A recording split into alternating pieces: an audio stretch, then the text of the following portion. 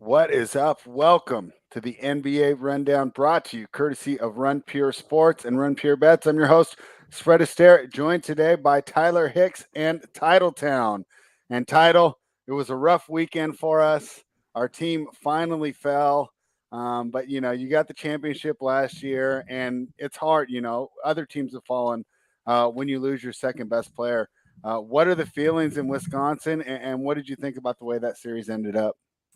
I think my feelings are different from most people in Wisconsin just because kind of like you said, like I thought the Bucks played as well as they really could have. I thought they fought every game. I thought they competed. They stole game one in Boston. They stole game five. They gave themselves a chance to win, like you said, without Middleton. And man, like Grayson Allen, that man was as useless as possible. He's out there to score. Couldn't do any of that. Got picked on defense. Needed Wesley Matthews. He fought on defense every possession, but he couldn't hit water from a boat. Go to Brook Lopez, he gets picked on. Bobby Portis played poorly. Like Giannis just got no help, and Drew too. My guy Drew, he played. He had a couple games, he had a couple moments, but it's not like he was really good game in and game out as well. Giannis just pretty much put the team on his back on both ends of the court, and yeah, I mean you lose game seven. I thought Boston was the better team without Middleton. I thought it was pretty obvious. Can't be mad as a Bucks fan, I don't think, and you could tell in Giannis's interviews and stuff like. They gave effort every possession. They left it all out there. Sometimes you get beat. And yeah, I mean, when you have Middleton, Drew, Giannis, you need all three of them in the playoffs to beat a really good team like the Celtics. So, sad. I'm heading right now. You can see this is not my normal background. I'm back. I'm in Wisconsin right now. Already booked my plane back next week. So, the vacation's a little shorter than I wanted, but hey, it was a great series. It was great basketball. Can't be too mad. All right, yeah, and Tyler and I, just like the teams, went back and forth here, but I have to tip my cap to you, Tyler. You were on the right side. We talked about it quick Sunday on the live show, of course. But for people who missed that, why don't you go ahead and sum up that series real quick? Yeah, I mean, it's the best series we got to see all playoffs. I mean, I think it was the winner of that series was going to win the championship. They went 7 games. I mean, you had the couple blowouts. They did beat them in that last game pretty bad. But I don't think those final scores indicate how close that series was. I mean, those two teams went back and forth in every game. It was tough fought up until the last quarter. So it was the best series I watched. I can't get mad with the outcome because I like Boston. But if Milwaukee would have pulled it out, also wouldn't have got mad, especially after what we seen the next night or the next game that night.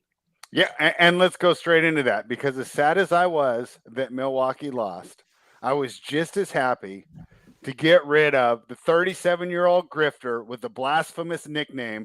Get out of here. I'm tired of you. I'm tired of that nickname. The Mavericks won. Tyler, start with you. What did you think of Luka absolutely embarrassing the Phoenix Suns? I turned it off at halftime. They just died, and it's about all I got. They lost me too much money that day. What did you think, Title? Well, yeah, you sound like my friend too, because I mean they were very sad about the Bucks, all that stuff, and they were pretty much just as happy to see the Suns get blown out, which is a little interesting coming from a big Bucks fan, both of them. But I mean, I get it. I like Devin Booker personally. I think Devin Booker is a complete stud. Yeah, I mean the Chris Paul stuff, some of the antics that Booker does and stuff. I like Mikal Bridges. I'm a big Villanova guy, so it's cool to see Jalen Brunson get it done too. At the end of the day, I mean. Luka just put on an absolute show. They made open shots, and how could you be mad about that? Like, props to Luka. I thought that was really good. No one saw the Suns losing. Like, people saw, I mean, the Bucks were 5-point dogs and stuff like that. It was not a shock to anyone. The Celtics were supposed to win that series without Middleton. So that didn't really shock anyone. Obviously, Right. The second half of that game and how it got away so fast was a lot different. But, man, the Mavs came out right away and put it to them, and they never looked back. So, congrats to Luka, congrats to them. I mean, he's a hell of a player, and man, beating the Suns is no tough. I mean, and they were fully healthy too. I know Chris Paul is saying they have a hamstring or something injury.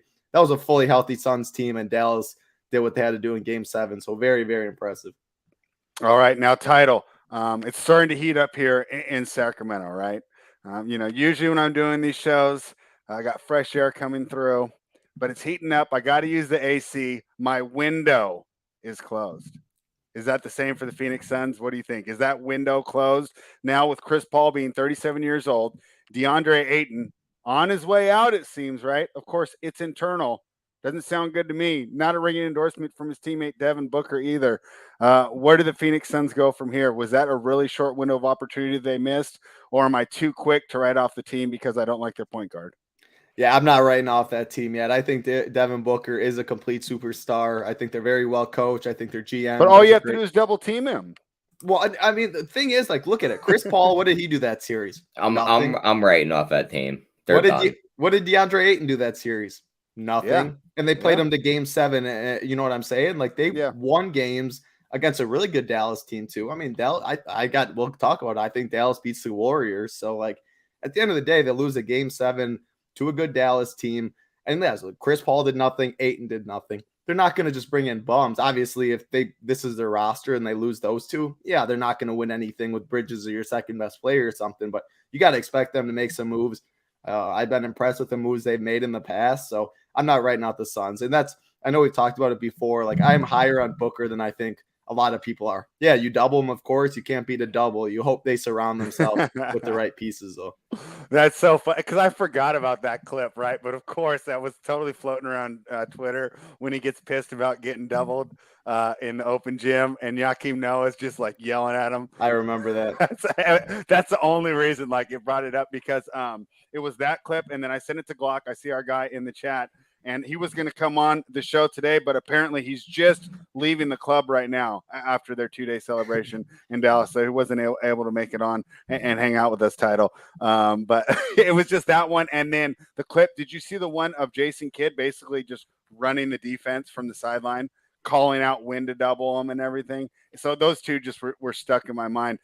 Sounds like Title's still high on the Suns, Tyler, but you and I are out. Why do you think the Phoenix Suns window is closed? I do not trust this front office to make the right decisions come the offseason.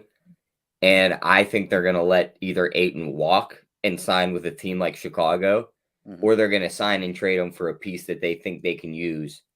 And I don't think that's the right way to go about it. I think they should keep him.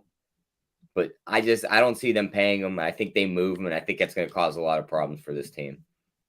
Where do you think the best destination for Ayton is if he's gone? Start with you, Tyler. No, I mean, Charlotte. They have no center. Like, Charlotte. It's going to be Rudy Gobert backing up DeAndre Ayton. Title, if you were pulling strings, where would you like to see DeAndre Ayton end up to further his career? I'm always bad at those questions, especially right on the spot. But when Tyler said Charlotte, I threw out Charlotte. That makes total sense, though. Plumlee always gets picked on. They got LaMelo. They got. Like if some, I don't know. Again, the contract and the money situation, all these teams, but sign me up for DeAndre Ayton, LaMelo, and that. So I would love Charlotte.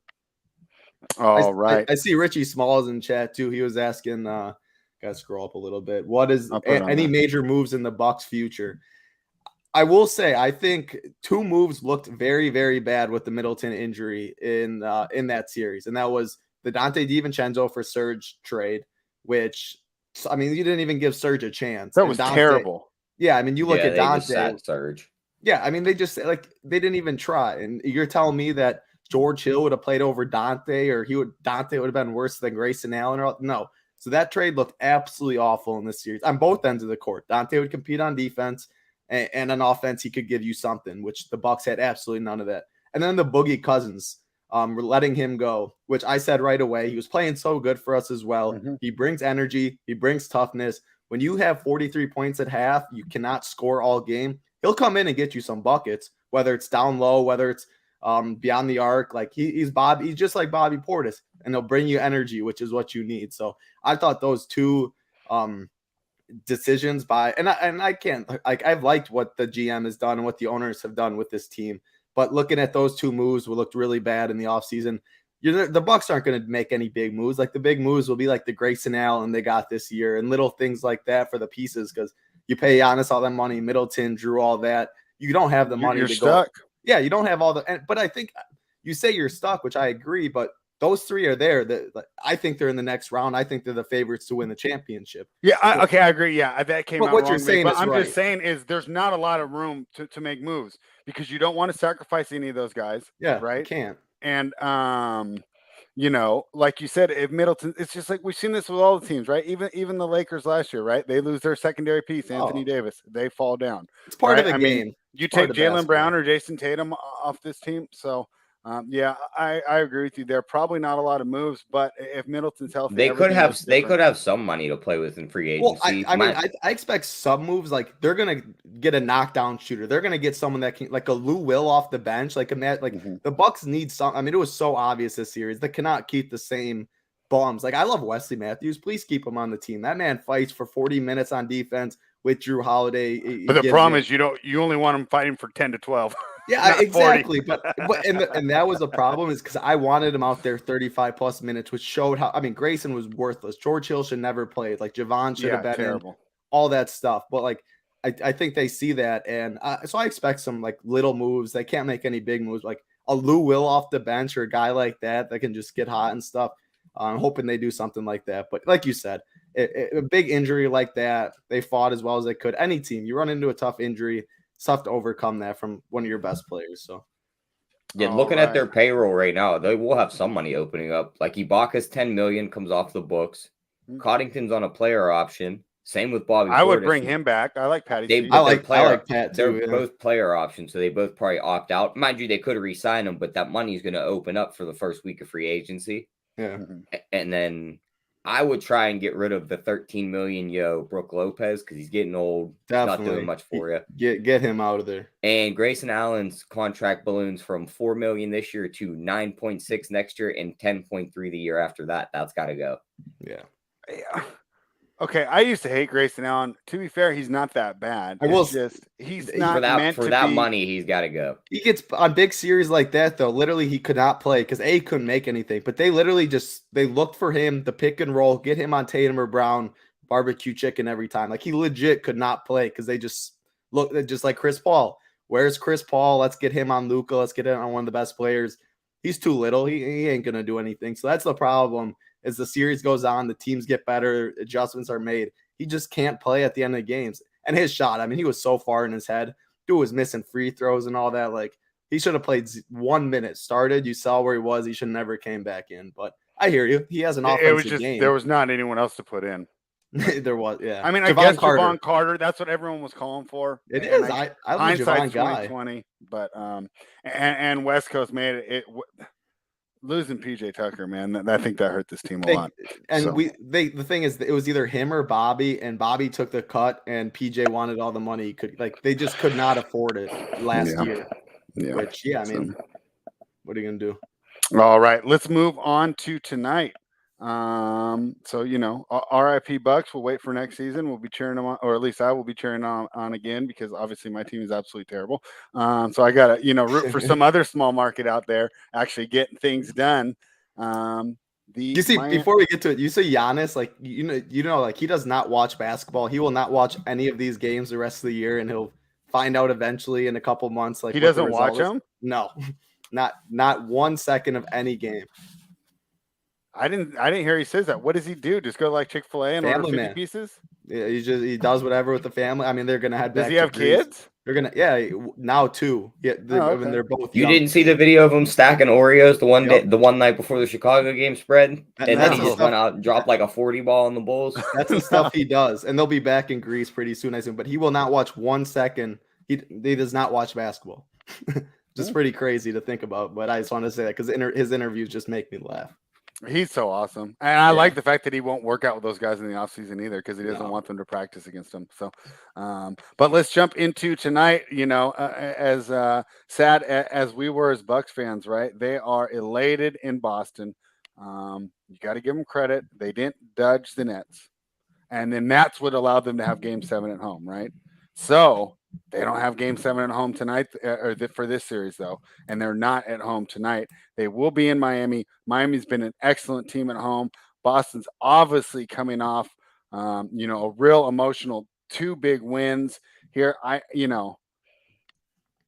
wouldn't be surprised if Boston won this series, and if this game goes tonight how I expect it to, I might be looking to jump in after tonight.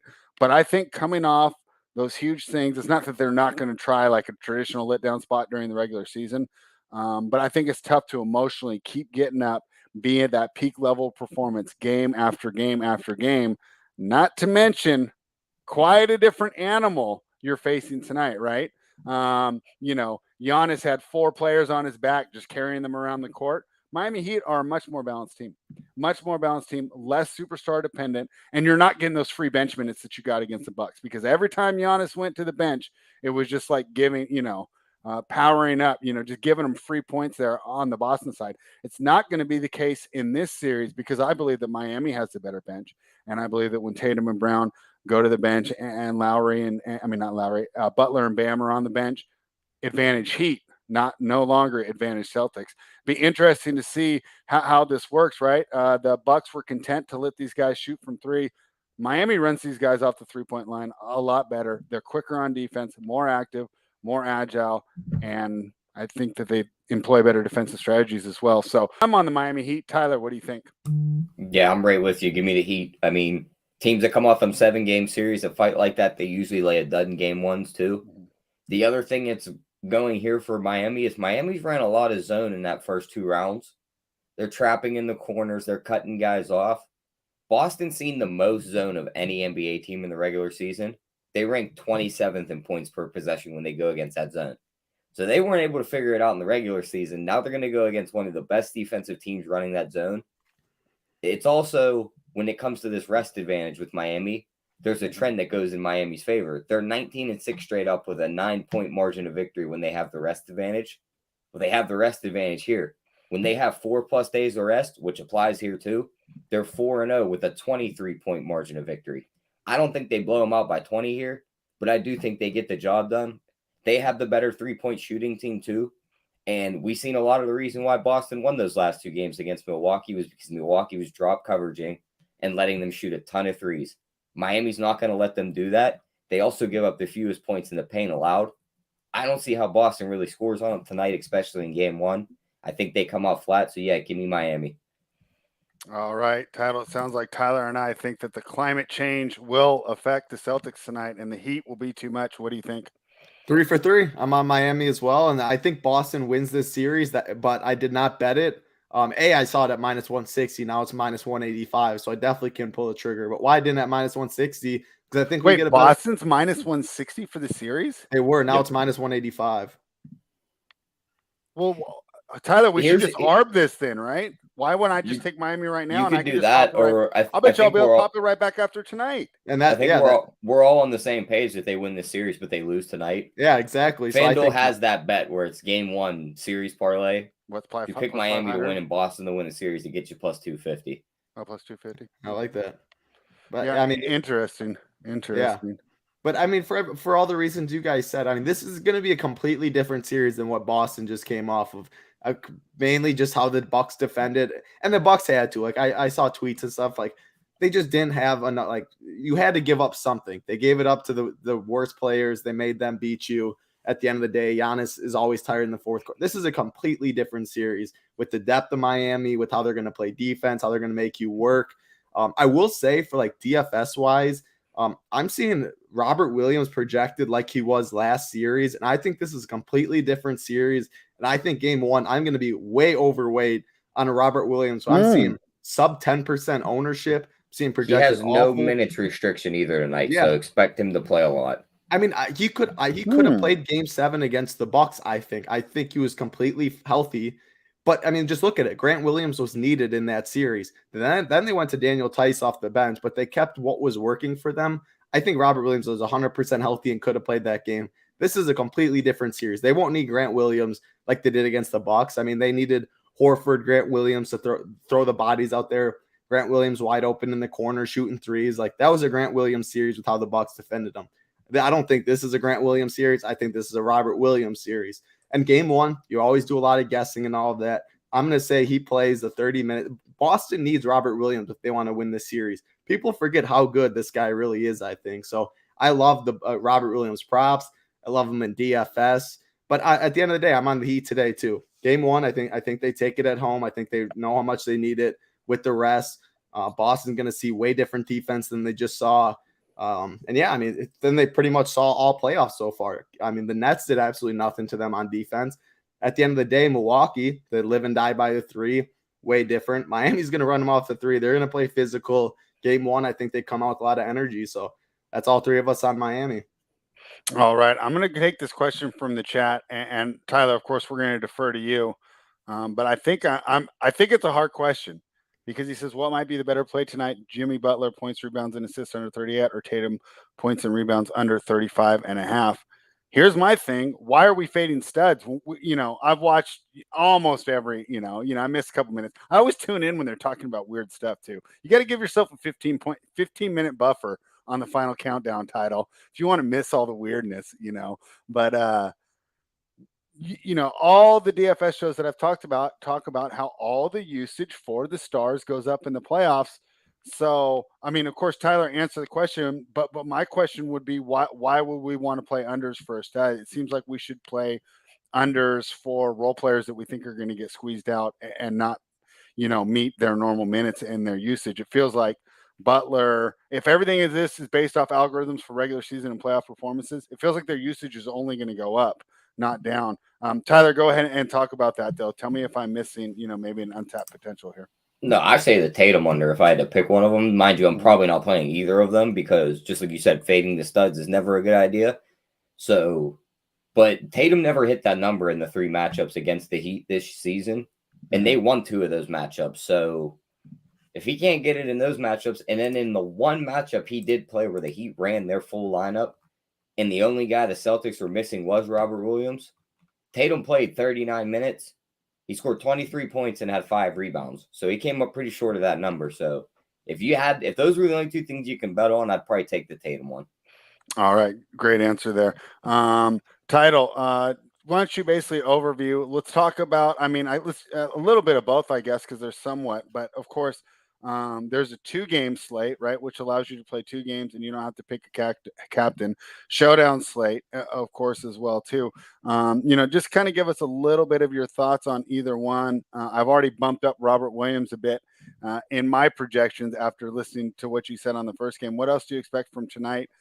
Who would you put in the captain spot? How do you approach this game from a DFS perspective? I'll touch on the showdown or on the 2-gamer right now. And at the end, I'll come back and do a little showdown because I know we'll have content up for showdown. I think Big T doing a show and stuff. And I saw a lot of people in Discord asking for the 2-gamer. So I'll give my quick thoughts on showdown later.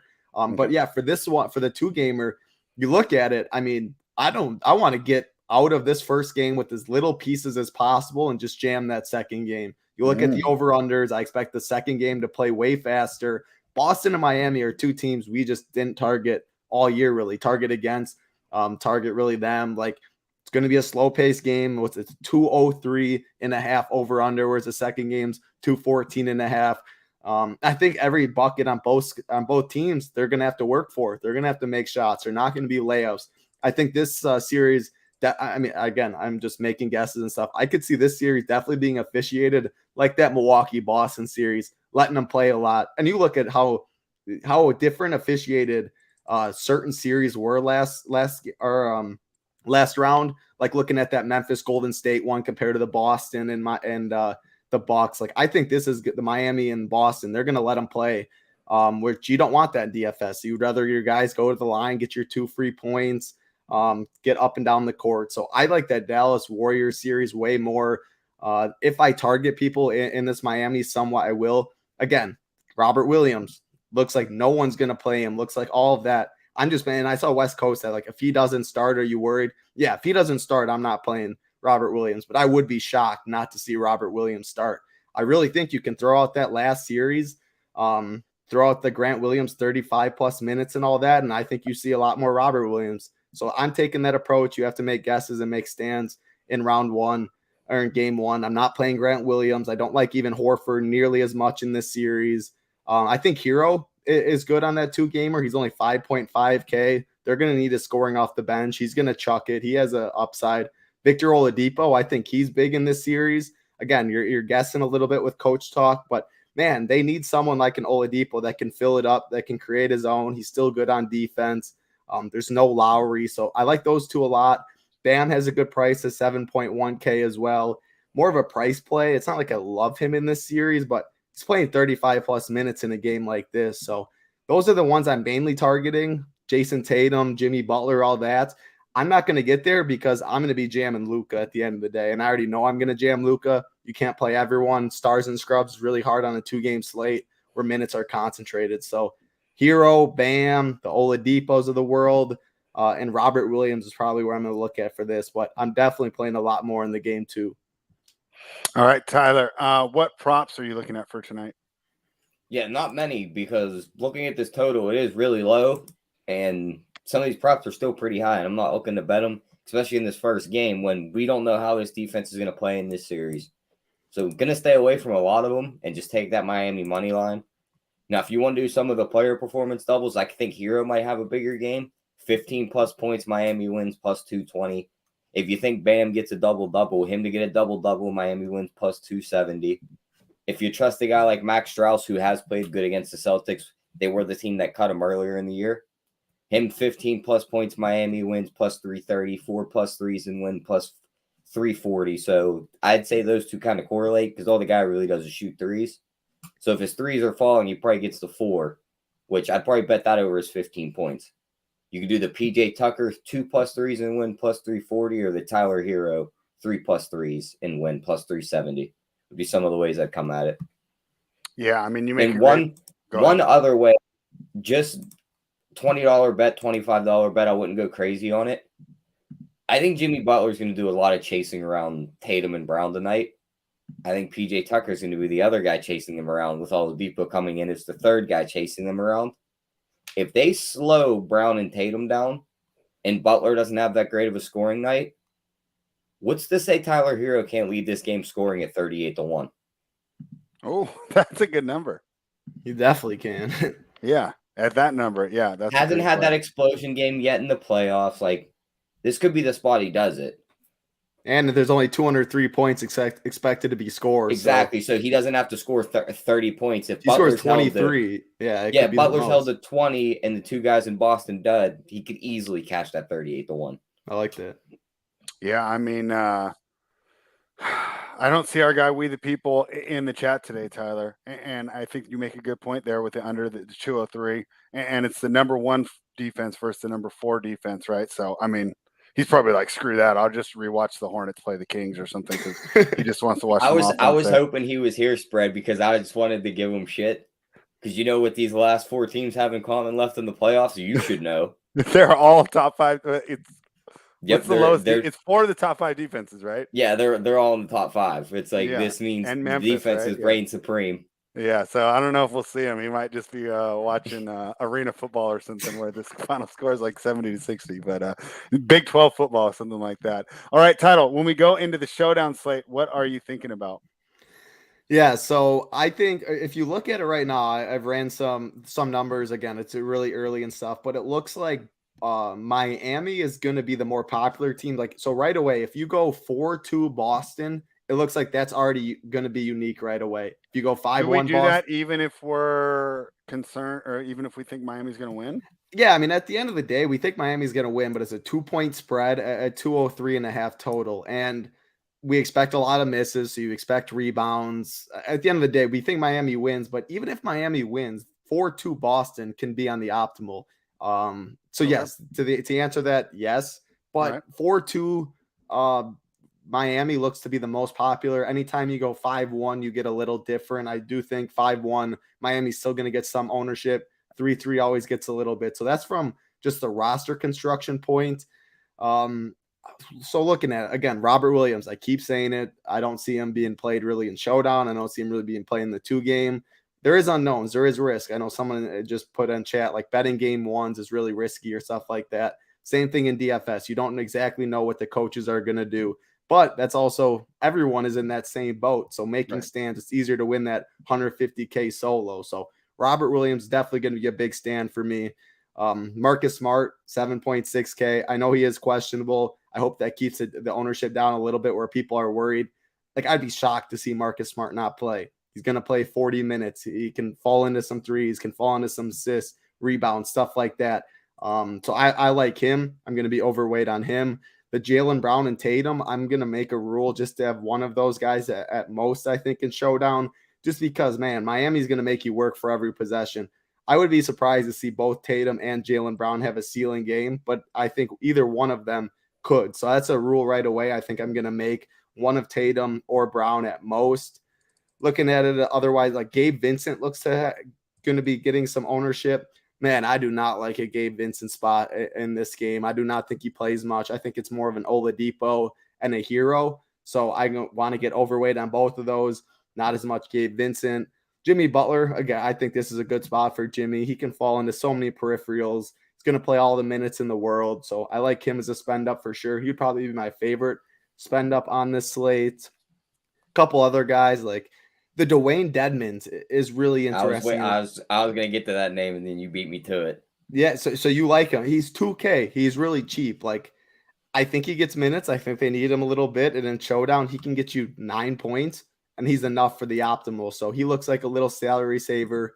Another guy that's like, again, we're talking game one and all this stuff. Caleb Martin. I could see Caleb Martin getting some minutes in this game. He also could get absolutely zero, get you 0 points. And it wouldn't kill you in Showdown by any means, but you're not going to ship with a 0. I would be fine taking a shot on him. I don't know yet if I'm going to 150 max, yet if I'm going to make 50, what I'm necessarily going to do. But if I 150 max, I'm going to play some Caleb Martin because I can see him playing in this series. We know in game ones compared to like game 6s and game 7s, the rotations are wider. You're playing the long game in a game 7. You still have a championship to win after this. So I could see the rotations getting bigger, him getting some minutes. He'll fight for you on defense. He can make some shots. So yeah, as an overview, I like Jimmy, max 1 of Jaylen Brown and Tatum. I'm going to play some Robert Williams for sure. Going to take a chance on Caleb Martin, on Dwayne Dedmon. And Bam's price at 8.4K is just too cheap. That's why I kind of like the Smart for 600 less. I think the ownership, maybe the ownership's kind of there, but I like that price difference for Smart. So, and PJ at the end of the day, what PJ's price is actually 5.4K. It's a little heftier than I want, but a guy that's going to be out on the court for 38 plus minutes, I mean, sign me up at the end of the day. So hopefully that made sense. I was talking I looked at it briefly earlier, but I was kind of talking it out, telling myself a plan as well. That's how I like to do these shows. Well, yeah, I think that was great. I got a question for you. Is there anyone I should just take out of the player pool altogether? Like Duncan is there any Robinson, full fades on here? Duncan Robinson, there's no chance so you what? You're saying you're playing what, 10 lineups or less? Question. Let's say I'm doing 20 tonight. 20 in the Showdown. All right, 20 or less. I'm definitely not going to play any Duncan Robinson. Okay. I still probably don't get to Derek White. Man, that dude couldn't hit a wide open jump shot, and he was sitting out there against the Bucks. Like, what's he going to do interior against Miami? So I'm probably would full fade Derek White in 20 entry and below. Okay. Man, Gabe Vincent's going to be chalk. If you want a stand in 20 entry, because you have to make stands, Gabe Vincent, I just do not like him in this series. And I think Oladipo and Hero, we like those two. Like, Gabe Vincent's going to start, but he's not going to close, I don't think. I don't think he gets all the runs. So he'd be my big fade in 20 entry below. And then Robert Williams, I'm just getting overweight on him. So Duncan Robinson, Derek White, Gabe Vincent, I guess I would say are the fades. And Duncan Robinson's not going to get much ownership, but I just see him projected a little bit, and I don't know what I'm not going to take that risk. Yeah, it's a risk. To me, there's a chance he comes back, and there is, just like the Caleb Martin. So yeah, I mean, you are right if he's on the court. But here's the deal: I'm fine just going against it, because I think that's a less than 50% chance. But what to me is fascinating about it is I believe that it really is going to tell you their plan for him this offseason. If he doesn't get run tonight, he's got to be on the trading block. Who's going to pick that contract? We would. Everybody needs shooters. Anyone that you would like that Duncan Robinson pickup. Yes. Wow. We have no one who can shoot a 3-ball. I mean, what you win for that contract? You win an extra 2. You win an extra 2 games, and you pay that contract. I mean, you got to pay somebody. I don't know. You give away Tyrese, so I guess why not? At this point, you guys still got it. I mean, no, everything sucks, but no, I think that what does every team say they need in the offseason? We need long athletic wings and we need shooting, right? That's what every team pretty much needs if you go through it. So I think there'll be a market there for him, right? Because he didn't really get played out of the rotation to the playoffs. I mean, he's going to be a great regular season contributor. and maybe his defense can improve. I don't think I think it's just the way that Miami plays, and the fact they prioritize defense over offense, and they'd And rather have a guy like Strus out there that's I was going to gonna stop say, his man. Strauss has played so well as well. I mean, Yeah, you can't have multiple guys like that. So he was the big reason, I think. yeah. So Miami's all going to right, use him in some kind of trade. Watch. Duncan. Yeah, some Yeah, kind if of he doesn't get superstar with a bigger contract that wants out. Miami's going to be like, here's the salary filler. Here's 2 other guys, and here's a pick. Come What on about down. Oladipo? Does he get paid? I mean, I like what I've seen from Oladipo, but you I also don't know think he the gets tread on the paid like tires. all No, not crazy. like what Duncan. Maybe Yeah. like $8 to $10 million a year for like 2 years, he if might even that. get more. See, man, if he gets that, the Bucks should be all over that and just. I mean, I that don't would think be. Miami knows they found a gem. I don't think he's going anywhere. I think he wants to be there too. I think he likes living in the city. Yeah, don't blame him. All right, Tyler, what else you got for this game? That's pretty much it for me on this one. I think we touched on everything. All right, but before the best bets, we're not going to let you out of here this easily, Titletown. Give us a quick preview of what you think for tomorrow. For me, as great as the Mavericks have been and as fun as that was, and a lot of people are against me here, but I really like Golden State here, and I know they're getting older, and a lot of people think they're overrated, but one thing I think that the way to beat Golden State is through size, and Dallas just doesn't have that, right? I mean, they don't have that guy like DeAndre Ayton, Steven Adams, Jaren Jackson that's just going to grab every rebound, get all those block shots. I feel like they're going to have a much easier time getting to the rim, and at a certain time, Luke is going to feel like it's 1-on-3, 1-on-4 when it comes to trying to keep up offensively, right? Because if Luka's not hot, they're done. Okay, so they need him. They can absorb a bad Steph game. They can absorb a bad Clay game. They just can't take two or three of them, right? But it's almost like there's less pressure on the big guns of the Warriors to get it done, and you just figure which one of those 3 guys is hot and feed them. And this isn't a selfish team. So I'm leaning towards the Warriors. The price is outrageous, though. I mean, the Mavericks price, there's value on the Mavericks, especially if you lean that way. I would not lay the amount that the Warriors have for the series. But I like them in game 1. How do you think game 1 goes, and what do you think of the series title? I'm on Dallas. All right, let's hear it. Why? I'm going to say Dallas tomorrow. I'm going to say Dallas. At the end of the day, they have the best player on the court. There's no doubt about that. I think Klay Thompson is really no doubt. I mean, Steph Curry. I don't think there's a doubt. 3 rings.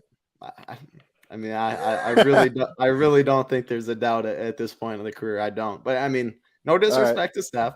I don't think Klay is the Klay of a couple years ago. He's definitely not. I'm not. There. Yeah, like I'm literally not worried about him too often. I think Poole is definitely more of a. I'm more worried about Jordan Poole than I am Klay at this point of the career for sure. And I do if Steph has bad shooting games, which we've seen it plenty in this, I think they're gonna be. I mean, I love Jalen Brunson. Dorian Finney-Smith, he 3-and-D guy. He's going to fight over every screen. They do have the Maxi Kleber, if you want to play the small ball 5. That is a little worrisome. But I'm not worried about, Draymond on the offensive end. I think Klay, Steph, and Poole need to hit threes to win this series. And when you're minus 210, they need that. Like you said, you can't handle a Luka bad game. You definitely can't handle a Luka bad game at all. But if he's one-on-one, he's getting to a spot and getting open every single time pretty much. They double him. They have enough guys. Bullock sits in the corner. Brunson can create.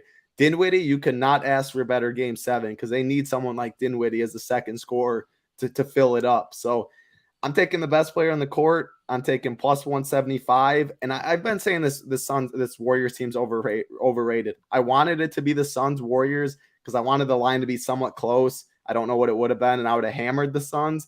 Maybe they saved me from losing that game. I don't know. But I thought the Warriors have been overrated. I thought Miami was overrated. I still do think they take this game, but I can't change my whole – and it's not like the Warriors showed me wow, they're way better than I thought they were. Memphis was in that series the whole way. I mean, Memphis is a good team. Yeah, they are a good team, but I mean, would they beat Dallas? Would they beat the Suns? I don't think they would have. So I think you're a little higher, but I hear what you're saying. At the end of the day, I'm getting plus 175. I'm taking the best player on the court, taking all the confidence in the world. And man, the Mavs play good defense. They sit in the stands. They'll make you work. You hit tough shots. You have tough threes. You're going to win the series, but not at that price for me. I'm taking Luka. Yeah, I mean, at the price, it's Dallas or pass. I was actually surprised that the Warriors were favored so heavily, but I think the Mavericks are going to find out that beating Point False Idol, it's a little easier than I beating like the what greatest I like shooter of what all Glock time. said too. Luka's about to go hunting on every possession spread. They do it every. Those Lascally rabbits. They do it every time. I think it's going to be Steph. What you take? It's gonna be Steph. Yeah, you take Steph down low, or you have to double him. You just hope the other guys make shots. You don't double him, he's either in foul trouble or it's the little too small GIF of all time. I mean, Yep, you put him in the post and do You this. think Draymond's going to allow that? You think he's just going to sit out there standing next to Reggie Bullock on the if they double line? him quick, someone's they're going to charge him. They're going to double right away. Charge right at him. He's going to throw it right over his head and let the other guy shoot a three. I hope Luka allows them to double team him in open gym because he's going to be seeing that all game. And the thing is, We're talking about two different completely players, Spread. You're talking about a guy that's scoring dependent versus a guy that has eyes in the back of his head. Luka's gonna pass that ball. I mean, I saw Devin the MVP voting, and Devin Booker was ahead of Luka. That's because of the record. We know how the NBA works: analytics and records. I mean, one guy's 3-4 inches taller too, that can see over defenses easier and plays at his own pace. I mean, what Luka's saying that he was going against harder defense 6 years ago in Europe than he is now, like that. Well, because in Europe they can actually touch the opponent. Yeah, exactly. The interview he said, I listened to it. It was pretty interesting. But yeah, man, no, I mean the way Luka's got to make free throws, though. I will say that, man, that tilts me so hard, and it has to tilt like he's got to literally just go in the gym all summer and just make free throws. Because he misses way more than he should for someone as talented as him. It's just like LeBron. These guys just run out of attribute points. Title. They just use them in every other category. They just don't have free throws ranked all the way up. So annoying. So annoying. All right, Tyler. I mean, we'll give away a little preview for tomorrow, but are we going to be going head to head on this series? Yeah. Are you going to be Team Mavericks? Give me Dallas. Really? Okay. They're gonna throw a lineup out there, and everyone's gonna be like, "Why is this guy on the floor? Why is this guy on the floor?" And I think it's gonna be the deciding factor why they win the series. Frankie Nicotine is gonna go out there and chase around one of the guards for the Warriors, while DFS and Bullock chase around the other two. Luka at the helm. Good luck beating this team spread. Who guards Luka for the Warriors? Andrew Wiggins. Yeah. All right, now what happens? And whoever else is hanging around. It's not just going to be one person guarding him. Well, let me ask you, what happens when he gets in foul trouble? Who's your primary defender? Draymond Green. Okay. I got Who's Otto your primary Porter? defender once he gets it? He's hurt. He's going to be back. No, he's playing, but Otto Porter's too. He ain't doing nothing to Luka. Yeah, he's going to hurt him. He's going to bully Kuminga out of his way. You guys are acting like they're not going to double team him the whole freaking game the second he gets across court, right? They're not just going to sit there and let them work. Like Jason Kidd will find him a way to get the ball in space. That was the one worry is Kidd and Steve Kerr. Like, but Jason Kidd has proved at least he's doing great. Yeah, I was gonna say from Milwaukee. Like, thing is that each series gets tougher. You got to make different adjustments. I definitely give the coaching advantage to Kerr, but I can't blame Kidd. I mean, I used to think he's been awful. I mean, he made Giannis the player. I don't know. He loved Giannis so much. Giannis loved him because they just let Giannis do everything. Giannis would not be the same guy right now in his career if it wasn't for Kidd. But outside of that, he didn't know how to coach the Bucks. But he's made adjustments this playoff, so I agree with that. All right. Yeah, I mean, I just think that it's like the Warriors beat the a team that's led by LeBron, right? So it's like they know how to beat these superstars before. And then he says, wow, just turned in not giving the Mavs their props like they did the whole playoffs. Wasn't I the one that said take both money lines on Sunday? You win one of them. I mean, I'm not anti-Mavs. I'm pro-Warriors. There's a difference. The Mavericks are a great team, and this wouldn't be that crazy if they lost. And if you listened even 5 minutes ago, I said it's neither Mavericks or pass at the price. I feel that the price is wrong. I thought the Warriors were going to be like minus 150, and the comeback would be like plus 130. So, I'm not anti-Mavs. Some of that has to do about game one that they expect the Warriors to take game one. You think about that? Like, because this number would go. If it was minus 150, I feel like plenty of people would just hammer Warriors and then come back and then hammer Dallas, and then you get really good numbers on both. I think one advantage they got by the Warriors got by the Mavericks eliminating the Suns as well as they get that game 7 at home. I think this is such a better team at Chase Center. And tune in for game 3 because I'll probably be fading the Warriors against the Mavericks in game 3 because I don't like them on the road at all, right, Tyler? That was one of our favorite regular season deals. And yeah, they were able to steal one in Memphis, but that was against, the Memphis team that, you can say how good their record was without John Morant, but the playoffs are a different animal, and they definitely missed him out there. So no, I'm not anti-Mavericks. They'll probably be on them in game 3 and game 4, but Warriors at home, I love that team. So Glock says Mavs are undefeated at home with Luka as well. Yeah, undefeated at home against Just the for Utah fun, Jazz. Since you think you think this team's better at home, and you think they advance, they would have home court over both teams. Both teams in the East, because unless Miami has the tiebreaker, they're both 53 and 29. I don't even know what the tiebreaker is. I don't either. I thought it was they for have sure the better. Miami. The Celtics were 51 and 31. They have a better record than them, so they have the home court over them. So unless the Miami has the tiebreaker, then Golden State would have home court throughout the rest of the playoffs. When's Gary Payton's timetable for return? I don't know, man. Probably like 2 more weeks, and They're then paying a long shot to play in Western Conference Final. Oh, dang, I just saw it. I'm a big Gary Payton guy. That's a body they needed, I think. Yeah, I would love Gary Payton on my team. Yep. Yeah. All right. Well, do we have anything else that we want to talk about for the NBA before we move on to the best bets? I mean, it is NBA lottery day, so that's what I was just going to get to. Hopefully, one of our teams win the lottery. Hopefully, it's your team, man. My team doesn't deserve it. Dude. I hate our owners your so team much. Ruining one of these 3 bigs coming out. So your team could stay at the 10 range and pick some foreign guy that we don't care about. Yeah, but let's get the Knicks in the top 3. Let's get the Pelicans jumping all the way up there so we have another stud team in the West. Let's have some fun. The second they passed on Luka, they should just move this team to Seattle. Could you imagine? Think about that spread.